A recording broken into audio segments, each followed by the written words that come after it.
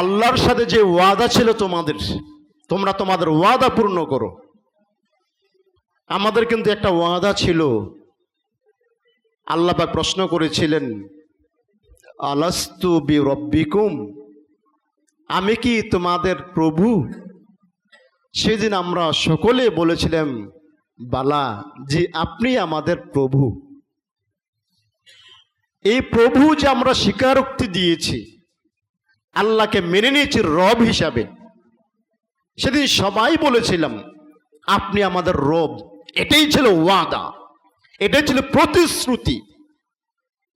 এই প্রতিশ্রুতি নিয়ে আমরা পৃথিবীতে এসেছি। প্রতিশ্রুতি যারা লঙ্ঘন করবে, আল্লাহ পাক তাদেরকে শায়েস্তা করবেন। সে শায়েস্তার খবর মুহাজিরদের মাধ্যমে আল্লাহ রাসূল আমাদেরকে জানিয়েছেন। আল্লাহ পাক আমাদেরকে বললেন, আলাস্তু বিরব্বিকুম, আমি তোমাদের প্রভু?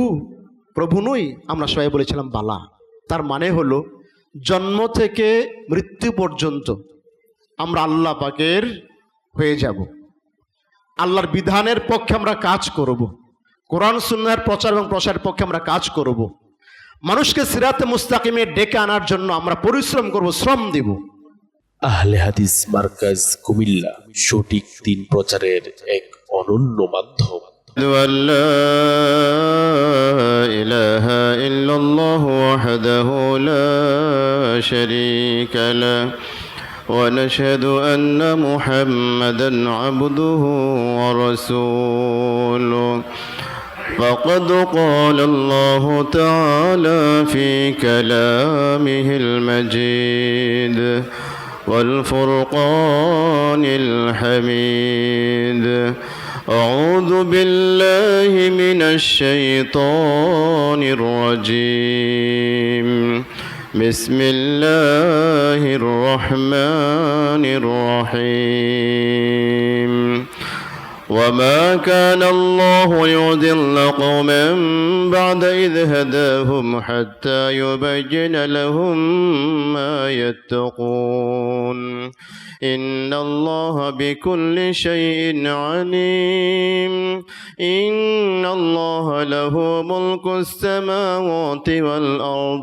يحيي ويميت وما لكم من دون الله من ولي ولا نصير لقد تاب الله على النبي والمهاجرين والأنصار الذين اتبعوه في ساعة العسرة من بعد ما كاد يزيغ قلوب فريق منهم ثم تاب عليهم ليتوبوا إن الله هو التواب الرحيم وعلى الثلاثة الذين خلفوا حتى إذا ضاقت عليهم الأرض بما رحبت وضاقت عليهم أنفسهم وظنوا أن لا ملجأ من الله إلا إليه ثم تاب عليهم ليتوبوا إن الله هو التواب الرحيم قال النبي الأمين صلى الله عليه وسلم خمس إذا ابتليتم وأعوذ بالله أن أدركوهن لم تظهر الفاحشة في قوم قط حتى يعلنوا بها إلا فشى فيهم الطاعون والوجاء التي لم تكن مضت في أسلافهم الذين مضوا ولم ينقصوا المكيال والميزان إلا أخذوا بالسنين وشدة المؤونة وجور السلطان عليهم ولم ينقضوا عهد الله وعهد رسوله إلا سلط الله عليهم عضوا من غيرهم فخذوا بعض ما في أيديهم أو كما قال عليه الصلاة والسلام। সংক্ষিপ্ত হামদুসানার পর সম্মানিত সমবেত মুসলিয়ানে কেরাম, আপনাদের খিদমতে সূরা তওবার 115 থেকে 18 নম্বর আয়াত তেলাওয়াত করেছি। প্রিয় নবী মুহাম্মদুর রাসূলুল্লাহ সাল্লাল্লাহু আলাইহি সাল্লামের অসংখ্য হাদিস থেকে একটি হাদিসের অংশ বিশেষ তেলাওয়াত করেছি। এর আলোকে আজকের খুতবার বিষয় পরীক্ষাতে পুরস্কার। পরীক্ষাতে পুরস্কার এই শিরোনামে ইনশাআল্লাহ খুতবা দেওয়ার প্রয়াস পাবো। সুবহানাকা লা ইলমা লানা ইল্লা মা আল্লামতানা ইন্নাকা আনতাল আলিমুল হাকিম। সম্মানিত সুধী মণ্ডলী, সম্মানিত উপস্থিতি, আল্লাহ সুবহানাহু ওয়া তাআলা ইরশাদ করছেন, ওমা কানা আল্লাহু লিয়াযিল্লা কওমান বা'দা ইয হাদাহুম হাত্তা ইউবায়্যিনা লাহুম মা ইয়াত্তাকুন। আল্লাহ সুবহানাহু ওয়া তাআলা কোনো জাতিকে পথভ্রষ্ট করেন না, বিভ্রান্ত করেন না, যতক্ষণ না তিনি তাদেরকে বলে দেন যে এই বিষয় থেকে তোমাদেরকে বেঁচে থাকতে হবে, পরহেজ করে চলতে হবে।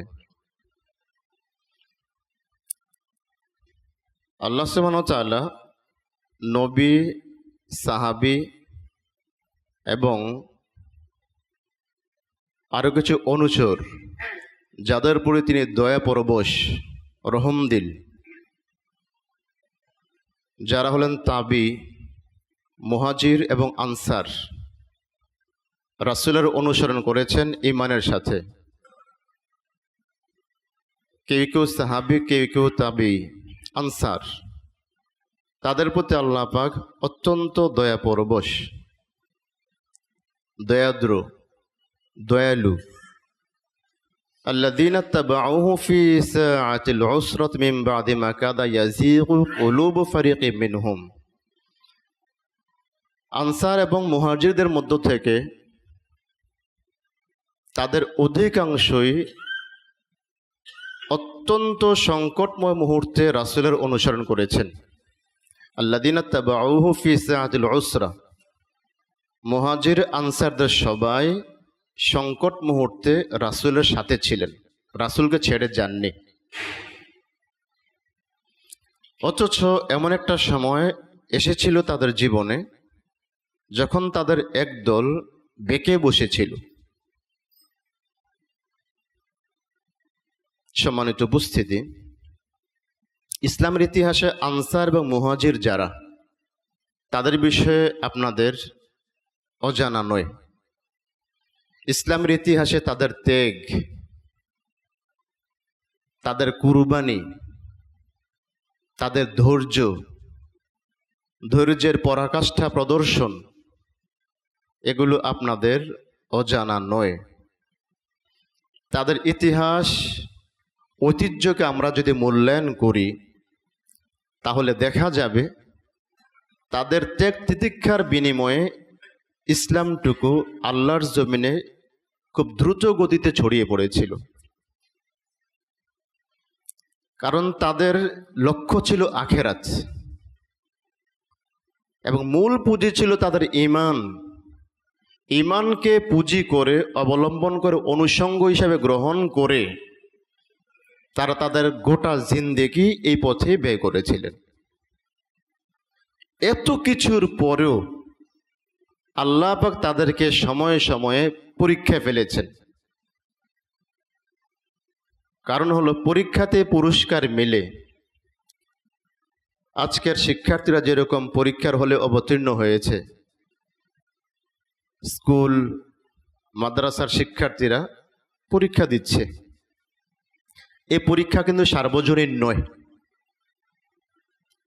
যারা এই ময়দানে অবতীর্ণ হবে তাদের জন্য পরীক্ষা। স্কুলের সাথে, মাদ্রাসার সাথে যাদের সম্পৃক্ততা নেই তাদের পরীক্ষাও নেই। যারা চাইবে, প্রত্যাশা করবে এই পথ ধরে আমি এগিয়ে যাব, তো পরীক্ষা দিয়েই তাকে এগিয়ে যেতে হবে। সাহাবী, মুহাজির, আনসাররা চেয়েছিলেন আল্লাহ পাকের নৈকট্য লাভ। সুতরাং নৈকট্য লাভ করতে হলে যেই পথে হাঁটতে হবে, যেতে হবে, ওই পথটাই তারা অবলম্বন করেছিলেন। যার কারণে সময়ে সময়ে আল্লাহ পাক তাদের ধৈর্যের পরীক্ষা নিয়েছেন, সবরের পরীক্ষা নিয়েছেন এবং তারা সফল হয়েছিলেন। যুগে যুগে এই ধারাবাহিকতায় আল্লাহ পাকের রাজমন্দির যারা চায়, প্রত্যাশা যারা করে, আখেরাতে যারা সফল কাম হতে চায়, আল্লাহ পাক তাদের পরীক্ষা অবশ্যই নেবেন। পরীক্ষাগুলো নানানভাবে আসে।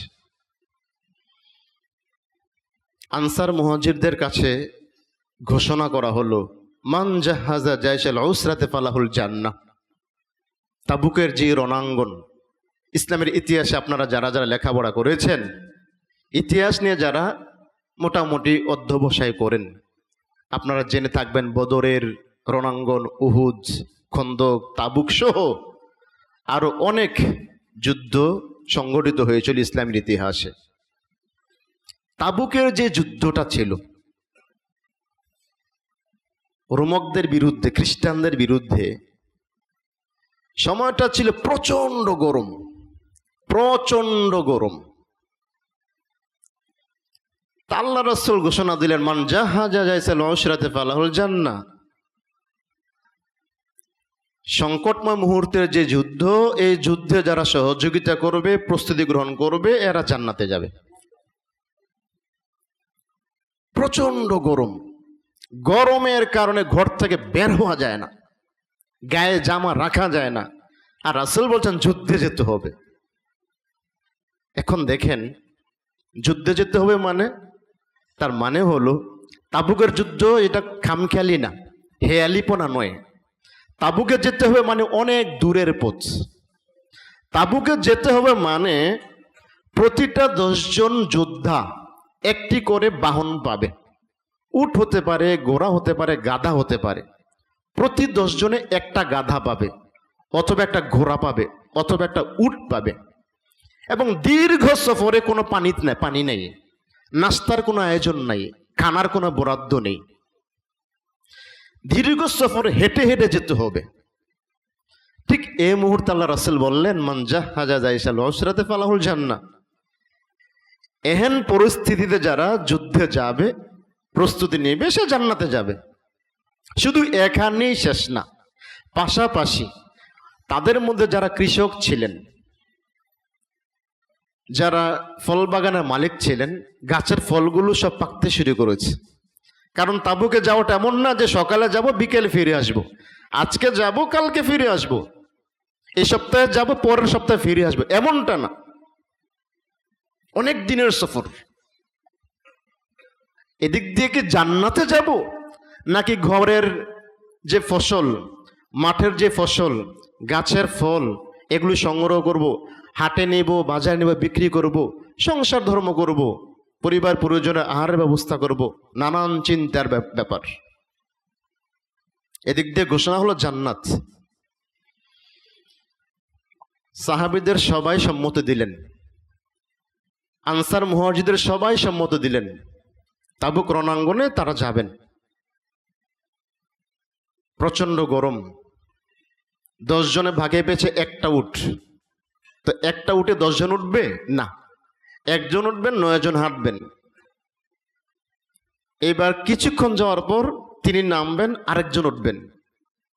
কিছুক্ষণ যাওয়ার পর তিনি নামবেন, আরেকজন উঠবেন। তাহলে এক একজন কত দূর তাদেরকে পায়ে হেঁটে যেতে হয়। এখন এই কষ্টটা কার জন্য?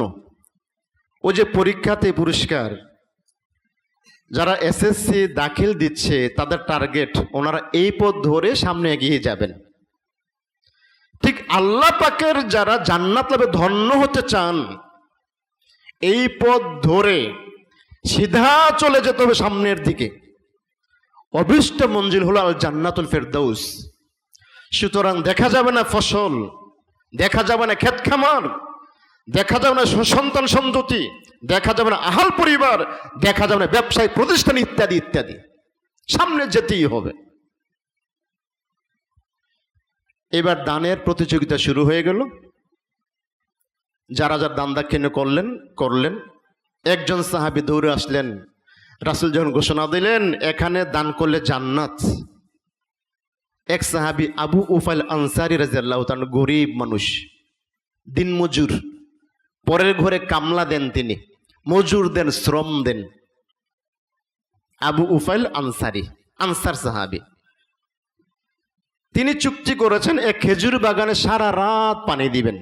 সারা রাত পানি দিয়েছেন, মালিকের সাথে চুক্তি হলো সারা রাত পানি দিবেন, বিনিময়ে তিনি 4 সের খেজুর পাবেন। 4 সের খেজুর পেলেন, ফিরছেন, রাসূলের ঘোষণা, মান জাহাজা জাইশাল উসরাতে ফালাহুল জান্নাহ, তাবুকের রণাঙ্গনে যারা সহযোগিতা করবে তাদের জন্য জান্নাত। এদিক দিয়ে তিনি চিন্তা করছেন, আমার ঘরে সন্তানরা না খেয়ে আছে, পিতা মাতা না খেয়ে আছে, সন্তানগুলো ক্ষুধার যন্ত্রণায় আব্বা আব্বা করে চিৎকার করছে, আব্বা কখন আসবে। এদিক দিয়ে রাসূল বলেছেন, মান জাহাজা জাইশাল উসরাতে ফালাহুল জান্নাহ, কি করা যায়? জান্নাতে যাওয়া প্রয়োজন।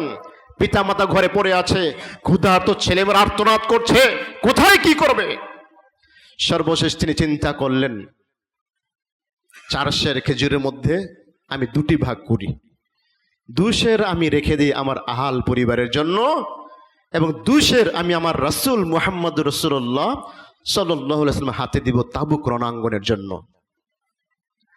আল্লাহ রাসূলের কাছে আবু আল আনসারে 2 সের খেজুর দিলেন।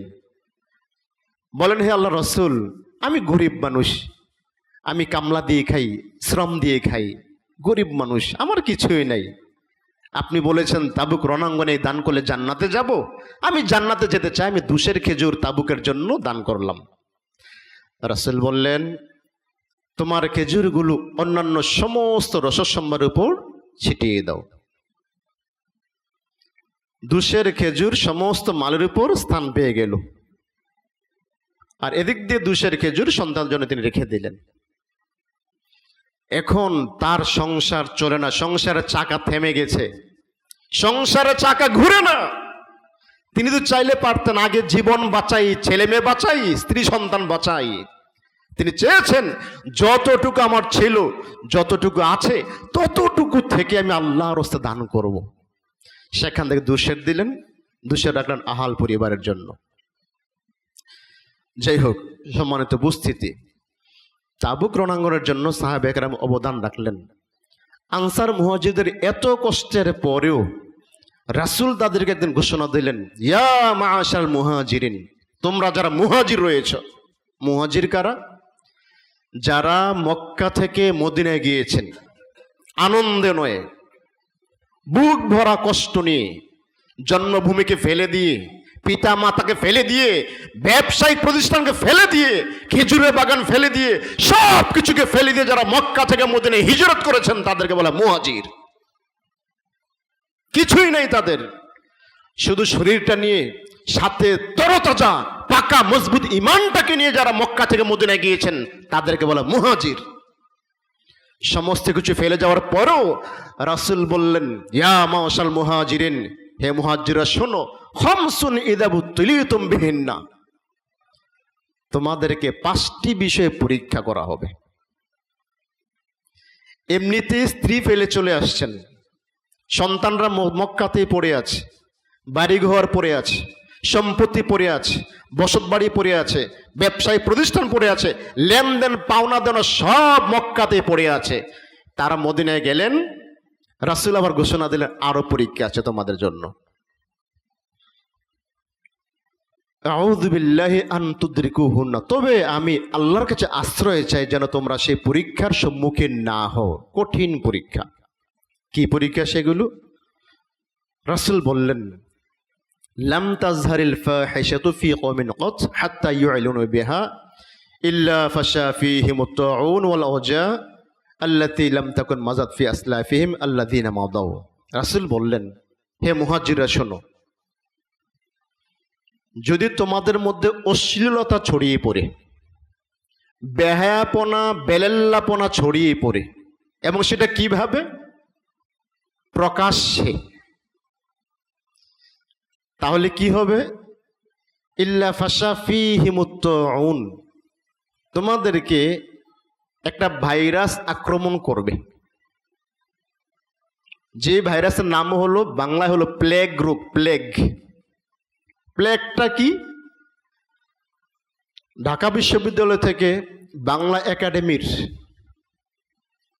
সম্পাদিত যে বাংলা অভিধান, সেখানে প্লেগের ব্যাখ্যা দিয়েছে, অর্থ দিয়েছে। প্লেগটা হলো ইঁদুর থেকে সংক্রমিত একটা ভাইরাস। এটা ইঁদুর থেকে ছড়ায়, এই রোগটা বহন করে ইঁদুর, ইঁদুর থেকে এটা সংক্রমিত হয়, ইঁদুর থেকে ছড়ায়। যেমনিভাবে 2019 সাল সারা পৃথিবীকে স্তব্ধ করে দিয়েছিল, চীনের উহান থেকে কি ভাইরাস ছড়িয়ে গেল সারা বিশ্বের আনাচে কানাচে, সমস্ত পৃথিবীকে থামিয়ে দিয়েছিল। আল্লাহর হুকুমেই, সবকিছু আল্লাহর হুকুমেই হয়। তা আল্লাহ পাক সাহাবে কেরামদের ধমক দিলেন রাসূলের মাধ্যমে, যদি তোমাদের মধ্যে অশ্লীলতা ছড়িয়ে পড়ে, প্রকাশ্যে বেহায়াপনা দেখা দেয় তোমাদের মধ্যে, মহামারী আকারে প্লেগ রোগ তোমাদের মধ্যে ছড়িয়ে পড়ে, মহামারী আকারে। মহামারী মানে আমরা মসজিদে যারা আছি তাদের অধিকাংশই ওই রোগে মরকে পড়া, মৃত্যুর কোলে ঢলে পড়া, অধিকাংশ। এটাকে বলে মরক, এটাকে বলে মহামারী। কেউ কেউ হয়তো বেঁচে যাবে, অধিকাংশই মরবে। তো রাসূল মুহাজিরকে বললেন, যদি অশ্লীলতা ছড়িয়ে পড়ে সে প্লেগ তোমাদেরকে তাড়া করবে। সম্মানিত উপস্থিতি, এই ওয়াজ, এই নসিহত, এই বক্তব্য শুধু মুহাজিরদের জন্য প্রযোজ্য না, তাদের থেকে শুরু করে কিয়ামত পর্যন্ত যত নারী পুরুষ আসবে, মুমিন মুসলমান আসবে, সবার জন্য প্রযোজ্য। অশ্লীলতা ছড়িয়ে পড়লে আল্লাহ পাক চাইলে নানানভাবে আমাদেরকে থামিয়ে দিতে পারেন। আজকের দিনে বর্ষবরণের নামে, আবার আসছে পহেলা মে, এই দিনগুলো উদযাপনের নামে রাস্তাঘাটে, শহর বন্দর, লোকালয়, মফস্বল, সর্বত্র মানুষের মধ্যে হই হই রই রই, নারী পুরুষ একাকার অবস্থা। এই যে আমাদের মধ্যে বর্ষবরণের একটা চেতনা, বৈশাখ গেল, কত কিছু হয়ে গেল বাংলাদেশে, কত কিছু হয়ে গেল। এই সমস্ত বিষয়কে উপলক্ষ করে, অথবা আরো অনেক বিষয় আছে যেগুলোকে প্রধান উপসঙ্গ করে আমাদের নারী পুরুষেরা অবাধ বিচরণ করে, অবাধ চলাফেরা করে, যে যার মতো কথা বলে, যে যার মতো নিজেকে প্রকাশ করার জন্য চেষ্টা করে। এগুলি সব বেহায়াপনা, বেলেল্লায়পনা, অশ্লীলতা। এগুলো আল্লাহ পাক পছন্দ করেন না। এগুলো যদি হতেই থাকে, পর্যায়ক্রমে চলতেই থাকে, আল্লাহ পাক চাইলে আবার আমাদেরকে সে 19 সালের মতো আবার আমাদেরকে থামিয়ে দিতে পারেন। ইল্লা ফাশা ফিহিমুত তাউন ওয়াল আওজাউ আল্লাতী লাম তাকুন মাযাদ ফি আসলাফিহিম। শুধু এখানেই না, তিনি চাইলে এমন এমন রোগ তোমাদের মধ্যে সংক্রমিত করতে পারেন যেই রোগের কোনো প্রতিষেধক নাই। এগুলো সব হাদিস আল্লাহ পাক, আল্লাহ রাসূল হাজার বছর আগে বলেছেন। এমন এমন রোগের উদ্ভব হবে, আবির্ভাব হবে, এটা কোনো চিকিৎসা নাই, প্রতিষেধক নাই। তাইলে এগুলো শাস্তি, আমাদের কর্মের শাস্তি। 2 নম্বর, মুহাজিরদেরকে আল্লাহ রাসূল 2 নম্বর যে ধমকটা দিলেন সেটা হলো, ওয়ালাম ইয়ানকুসুল মিজান ওয়াল মিকিয়াল ইল্লা উখিযু বিসসিনিন ওয়া শিদ্দাতিল মাউনাতি ওয়া জাওরিস সুলতানি আলাইহিম। হে মুহাজিররা শোনো, লেনদেন করতে গিয়ে যদি কারচুপি করো, ওজনে পরিমাপে যদি কারচুপি করো, তাহলে তোমাদেরকে দুর্ভিক্ষ তাড়া করবে। কারচুপি মানে লিখেছে একটা, ডক্টর লিখেছে একটা, কাস্টমারকে বুঝিয়ে দিলাম আরেকটা, বরাদ্দ হয়েছে এইটা, দিয়ে দিলাম আরেকটা, থিকনেস ছিল 4 ইঞ্চি, দিয়েছি 1.5 ইঞ্চি। কত রকমের কারচুপি যে আমাদের এই দেশে হচ্ছে।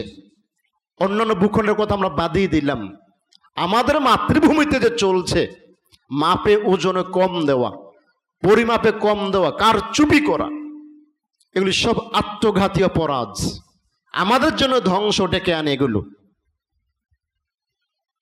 পেপার পত্রিকাতে, সোশ্যাল মিডিয়াতে আপনারা দেখেন, রাষ্ট্রীয় যে বরাদ্দগুলো, মেগা প্রজেক্টের হোক অথবা অন্যান্য কোনো প্রজেক্টের হোক, রাস্তাঘাটের হোক, হাসপাতাল কলকারখানার জন্য হোক, বরাদ্দ ছিল কি, বাস্তবে হয়েছে কি, করলো কে? আমি করেছি, আপনি করেছেন, আপনার ভাই করেছে, অফিসের আমাদের সিনিয়র দায়িত্বশীলরা করেছেন, জুনিয়ররা করেছেন, আমাদের দ্বারাই হচ্ছে। এগুলি সব কারচুপি। তো রাসূল আনসার মুহাজিরকে বললেন, যদি ওজনে পরিমাপে কোনো বিষয় কারচুপি করা হয়, সেখানে ধান্দাবাজি করা হয়, উখিযু বিসসিনিন, তোমাদের দুর্ভিক্ষ তাড়া করবে। দুর্ভিক্ষ মানে, দুই একটা দুর্ভিক্ষের কথা বলি। দুর্ভিক্ষটা কি? অনেক আগের, বাংলা হলো 1176, 76 মনন্তর নামে আমরা চিনি, শুনি, পড়েছি 76, এটা বাংলা 1176, ইংরেজি সাল হলো 1770। দুর্ভিক্ষ, সেই দুর্ভিক্ষে আপনার এই ভূখণ্ডে প্রায় 1 কোটি মানুষ মারা গিয়েছিল। কেন মারা গেল? প্রচণ্ড জলাবদ্ধতায় বন্যা কবলিত হয়ে কৃষকের সমস্ত ক্ষেত খামার ফসল নষ্ট হয়ে গিয়েছিল। গোলাজাত যে খাদ্যগুলো ছিল, এগুলো সাধারণ মানুষের ক্রয় ক্ষমতার বাইরে চলে গিয়েছিল। কারণ হলো ব্রিটিশদের যারা রাষ্ট্র চালান, সরকারি দায়িত্বশীল, সামনের দিকে আরো বেশি বেঁচে থাকার জন্য তারা তাদের প্রয়োজন অনেক খাদ্য তারা গোডাউনজাত করেছিলেন। করার কারণে সর্বসাধারণ আর খানা খাদ্য খুঁজে পায় নাই, কিনতেও পারেন নাই, খানা খাদ্যের ব্যবস্থাও ছিল না, সংস্থান ছিল না। লবণের দাম মানুষের ক্রয় ক্ষমতার বাইরে চলে গিয়েছিল, যার কারণে মানুষ না খেয়ে ক্ষুধায় অনাহারে অর্ধাহারে প্রায় 1 কোটি লোক পৃথিবী থেকে বিদায় হয়েছে। স্বাধীনতার 2 বছর পর 72-এর যে দুর্ভিক্ষ, একই অবস্থা, বন্যায় খরায় সব শেষ করে দিয়েছিল। এরকম বিশ্বের নানান জায়গাতে সময়ে সময়ে আল্লাহ পাক এই সমস্ত যন্ত্রণা মানুষের উপরে চাপিয়ে দিয়েছিলেন আমাদের কর্মের কারণেই। এই কর্মটা কি? আমরা যদি ওজনে মাপে কারচুপি করি, সেখানে ফাঁকি খুঁজি, বরাদ্দ হয়েছে 10 টন, দিয়েছি আমি 5 টন, বরাদ্দ ছিল 500 টাকা, ভাউচার করেছি 30,000 টাকা, এগুলোর নজিরের অভাব নাই আপনার এই মাতৃভূমিতে। পণ্যের দাম 1000, ভাউচার হয়েছে 20,000, আমরা করি, আমরা যার অসাধু আমরা করি। সুতরাং এগুলি সব কারচুপি। যারা যারা কারচুপি করছে, করে চলছে, তাদের অপরাধের কারণে সমস্ত মানুষের উপর এই শাস্তিগুলো অবধারিত হয়ে যায়। সুতরাং রাসূল করিম সাল্লাল্লাহু আলাইহি সাল্লাম আমাদের সাবধান সতর্ক করেছেন মুহাজিরদেরকে বলার মাধ্যমে। শুধু এখানেই শেষ না, ওজনে মাপে যদি আমরা কারচুপি করি এখানেই শেষ না, জাওরিস সুলতানি আলাইহিম এমন বাদশাকে চাপিয়ে দিবেন, তোমাদের রাষ্ট্রপ্রধান এমন লোক হবে, এমন লোক দেশের সরকার হবে যারা তোমাদের নির্যাতন করবে, নিপীড়ন করবে, জানমালের কোনো নিরাপত্তা থাকবে না, গ্যারান্টি তারা দিতে পারবে না। এটা আমাদের অর্জন, আমাদের ফসল। 3 নম্বর, ওয়ালাম ইয়ামনাউ যাকাতা মুআলিহিম ইল্লা মুনিউল কতরা মিনাস সামা ওয়ালাউলাল বাহাইম লাম ইউমতার। আল্লাহ রাসূল বলেছেন, হে মুহাজিররা শোনো, যদি তোমরা যাকাত দেওয়ার সক্ষমতা অর্জন করো, যাকাত দেওয়ার মতো সম্পদ তোমাদের হয়ে যায়, আর তোমরা যাকাত না দাও, ইল্লা মুনিউল কতরা মিনাস সামা, আকাশ থেকে বারিধারা বর্ষণ করে দেওয়া হবে। আজকে লক্ষ্য করুন, ধানের ফসল মোটামুটি পাকার কাছাকাছি, পেকে যাচ্ছে, প্রায় লাল হয়ে উঠছে, বৃষ্টি হাতে গোনা 2-1 বার মনে হয়েছে, তাও ভালোভাবে মনে একবারও হয় নাই। অথচ আল্লাহ চাইলে মুহূর্তে এখনই বৃষ্টি দিয়ে আপনার ফসলের ক্ষেতগুলোকে পর্যাপ্ত পানি দিয়ে মোটা তাজা করতে পারেন, সজীব সতেজ করতে পারেন, হৃষ্টপুষ্ট করতে পারেন, শুধু তার হুকুম মাত্র। কুন ফায়াকুন বললেই হয়ে যায়, কুন ফায়াকুন হয়ে যায়, হয়ে যাও, হয়ে যাচ্ছে সাথে। কিন্তু বৃষ্টি বন্ধ কেন? আল্লাহ রাসূল বলেছেন, যদি যাকাত ঠিকমতো দেওয়া না হয় আকাশ থেকে বৃষ্টি বন্ধ হয়ে যাবে। ওয়ালাউলাল বাহাইম লাম ইউমতার, যদি নির্বাক প্রাণী চতুষ্পদ জন্তু জানোয়ার না থাকতো আর কোনোদিন বৃষ্টি হতো না। বন্ধ হতো, বন্ধ, একবারে বন্ধ। শুধু নিষ্পাপ নিষ্কলঙ্ক প্রাণী রয়েছে, নির্বাক প্রাণী রয়েছে, কিছু নিষ্পাপ নিষ্কলঙ্ক মানুষ রয়েছে। তাদের জন্য আল্লাহ পাক, তাদের কারণে আল্লাহ পাক মাঝে মধ্যে বৃষ্টি দিয়ে তোমাদের সঞ্জীবিত করেন, সতেজ করেন, সজীব করেন। সম্মানিত উপস্থিতি, আজকে জাকাতের সময় আমরা যেরকম তালবাহানা করি, বন্টনের সময় এক হিসাব, পাওয়ার সময় এক হিসাব, কিভাবে হিসাব দিলে পাওয়া যাবে, কিভাবে হিসাব দিলে দেওয়া থেকে বেঁচে যাব, এই চালেকে আমরা ভালোই বুঝি। দেওয়া থেকে কি হিসাব দিলে বাঁচা যাবে, গ্রহণ করার সময় কি হিসাব দিলে পাওয়া যাবে, এই যে ছলো চাতুরি, ছলনা, ধান্দাবাজি, এটা আল্লাহ পাক ভালোই বোঝেন। আল্লাহ পাক চাইলে বৃষ্টি বন্ধ করে দিয়ে আমাদের কষ্ট দিতে পারেন। 4 নম্বর, ওয়ালাম ইয়ানকুযু আহাদাল্লাহি ওয়া আহাদা রাসূলিহি ইল্লা সাল্লাল্লাহু আলাইহিম আদুওয়াম মিন গায়রিহিম ফাখাযু বা'দা মা ফি আইদিহিম। আল্লাহ রাসূল বলছেন, হে মুহাজিররা শোনো, আল্লাহর সাথে যে ওয়াদা ছিল তোমাদের, তোমরা তোমাদের ওয়াদা পূর্ণ করো। আমাদের কিন্তু একটা ওয়াদা ছিল। আল্লাহ পাক প্রশ্ন করেছিলেন, আলাস্তু বিরব্বিকুম, আমি কি তোমাদের প্রভু? সেদিন আমরা সকলে বলেছিলাম, বালা, জি আপনি আমাদের প্রভু। এই প্রভু যে আমরা স্বীকারোক্তি দিয়েছি, আল্লাহকে মেনে নিয়েছি রব হিসাবে, সেদিন সবাই বলেছিলাম আপনি আমাদের রব। এটাই ছিল ওয়াদা, এটাই ছিল প্রতিশ্রুতি। এই প্রতিশ্রুতি নিয়ে আমরা পৃথিবীতে এসেছি। প্রতিশ্রুতি যারা লঙ্ঘন করবে, আল্লাহ পাক তাদেরকে শায়েস্তা করবেন। সে শায়েস্তার খবর মুহাজিরদের মাধ্যমে আল্লাহ রাসূল আমাদেরকে জানিয়েছেন। আল্লাহ পাক আমাদেরকে বললেন, আলাস্তু বিরব্বিকুম, আমি তোমাদের প্রভু? প্রভু নই? আমরা সবাই বলেছিলাম বালা। তার মানে হলো জন্ম থেকে মৃত্যু পর্যন্ত আমরা আল্লাহ পাকের হয়ে যাব। আল্লাহর বিধানের পক্ষে আমরা কাজ করব, কোরআন সুন্নাহর প্রচার এবং প্রসারের পক্ষে আমরা কাজ করব, মানুষকে সিরাতে মুস্তাকিমে ডেকে আনার জন্য আমরা পরিশ্রম করব, শ্রম দিব। এইবার যদি আমরা সেই পথ থেকে বিচ্যুত হই, শাস্তিটা কি? আল্লাহ রাসূল বললেন, ইল্লা সাল্লাল্লাহু আলাইহিম আদুওয়াম মিন গায়রিহিম, তোমরা যে জাতির, এই জাতির রাজা না বানিয়ে অন্য জাতি থেকে তোমাদের রাজা বানিয়ে দিবেন। জাতি গঠন হয় ধর্ম দিয়ে। মুসলিম জাতি, বৌদ্ধ জাতি, হিন্দু জাতি, খ্রিস্টান জাতি বা আরো অন্য ধর্ম থাকতে পারে। তো ধর্ম গঠন হয় জাতি ভেদে বা জাতি গঠন হয় ধর্ম ভেদে। তো জাতিগুলো গঠিত ধর্মের আলোকে।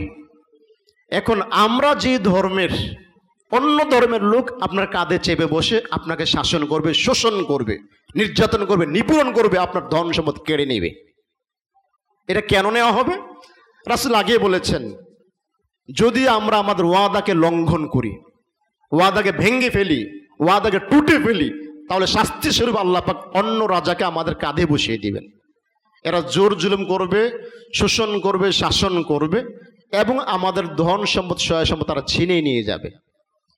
বিগত ইতিহাস আপনারা দেখেন, আপনার এই ভূখণ্ডে ঘটেছে কিনা। খ্রিস্টানরা শাসন করেছে আপনাকে, ইংরেজরা শাসন করেছে, অনেক দিনই করেছে, কম করে নাই। শোষণ, নিপীড়ন, নির্যাতন করেছে, আরো করতে পারে। আমরা যদি আমাদের সিরাতে মুস্তাকিমে টিকে থাকার জন্য চেষ্টা না করি, আল্লাহ পাক চাইলে আবার আমাদের মধ্যে সেই শাসন ক্ষমতা দিতে পারেন, যারা আমাদের উপরে জুলুম নির্যাতন করবে। 5 নম্বর, ওমা লাম তাহকুম আইম্মাতুহুম বিকিতাবিল্লাহ ইল্লা জাআলাল্লাহু বাসাহুম বাইনাহুম, যদি আল্লাহর বিধান মাফিক শাসন করা না হয়, আপনারা যারা মুরব্বী বয়োজ্যেষ্ঠ আছেন, আপনাদের অভিজ্ঞতা আমাদের চেয়ে অনেক অনেক বেশি রাষ্ট্র পরিচালনার ব্যাপারে বা দেখার ব্যাপারে। আমাদের এই বয়সে আমরা দেখি না কোরআনের আলোকে, আসমানি কিতাবের আলোকে আপনার ভূখণ্ড চলেছে, আমরা দেখি নাই। কিন্তু রাসূলের হাদিস স্পষ্ট, আল্লাহর বিধান মাফিক যদি শাসন করা না হয়, আইন প্রণয়ন না করে এর আলোকে পরিচালনা করা না হয়, ইল্লা জালাল্লাহু বাসাহুম বাইনাহুম, শাস্তিটা কি? শাস্তি হলো পারস্পরিক যুদ্ধ, সংঘাত, জুলুম, নির্যাতন, নিষ্পেষণ চাপিয়ে দিবেন। আমি করব আপনাকে, আপনি করবেন আমাকে, এই দেশ তাদেরকে, ওই দেশ আমাদেরকে। হচ্ছেও তাই, কোথাও কিন্তু শান্তি নাই। এগুলো আগে থেকেই বলা আছে। আজকের দেখেন ফিলিং স্টেশনগুলোতে কি অবস্থা, তেল নাই। কৃত্রিম সংকট হোক আর যেভাবেই হোক, একটা কিছু ঘটেছে। আর ওদিক দিয়ে যুদ্ধের যে অবস্থা, কখনো উন্নতি কখনো অবনতি। ওদিক দিয়ে হরমুজ প্রণালী তারা কখনো বন্ধ করছে, কখনো খুলছে। এই যে অবস্থাগুলো, হাজার বছর আগের আসলে যে বিধান, সেগুলো যদি আগে থেকে বাস্তবায়িত হতো, মুসলিম দেশগুলো বাস্তবায়ন করত, সাথে আমরা সহযোগী হতাম, হয়তো বা শান্তির সোনার হরিণ অধরা না থেকে আমার হাতে ধরা দিত। আজকে আল্লাহর কিতাব অনুযায়ী ফয়সালা হচ্ছে না কোথাও, যার কারণে আমি কুপিয়ে মারছি আপনাকে, আপনি কুপিয়ে মারছেন আমাকে। সোশ্যাল মিডিয়ায় ঢুকলে দেখা যায় কুপিয়ে হাত বিচ্ছিন্ন, মাথা বিচ্ছিন্ন, রগ বিচ্ছিন্ন, গোড়ালি বিচ্ছিন্ন, বুলেটের আঘাতে জর্জরিত, সাথে সাথে পৃথিবী থেকে বিদায়, হত্যা, অভাব নাই। প্রতিদিন কোরআন থাকবে না, হতেই থাকবে। কেউ ঠেকাতে পারবে না, হতেই থাকবে। কোনো মানুষ ঠেকাতে পারবে না, কোরআন বিধান এই সত্য। সেজন্য রাসূল বলেছেন, ইল্লা জালাল্লাহু বাইনাহুম বাসাহুম, যতক্ষণ কোরআনের শাসন কায়েম না হবে, এই সমস্ত অরাজকতা থেকে, ধান্দাবাজি থেকে, স্বৈরাচারীপনা থেকে কোনো মানুষ ঠেকাতে পারবে না। সেজন্য আল্লাহ রাসূল বলেছেন, এই জাতীয় বিষয়গুলো যথাযথ না হলে তোমাদের পরীক্ষা করে জন্মের মতো শাস্তি করা হবে, থামিয়ে দেওয়া হবে। তাই চলুন, আল্লাহ রাসূল মুহাজিরদের মাধ্যমে আমাদের যে শিক্ষা দিতে চেয়েছেন, সেই শিক্ষাগুলো আমরা গ্রহণ করি এবং আমরা কোরআন সুন্নাহর আলোকে ব্যক্তি জীবনকে ঢেলে সাজাই। সাথে সাথে আমি ভালো হই, আমার প্রতিবেশী আশেপাশে যারা আছে তাদেরকে ভালো করার জন্য উদ্যোগ গ্রহণ করি। আল্লাহ পাক আমাদের সকলকে সেই তৌফিক দান করুন, আমিন। আকুলু কওলি হাযা আস্তাগফিরুল্লাহ লি ওয়া লাকুম ওয়া লিসাইরিল মুসলিমিন।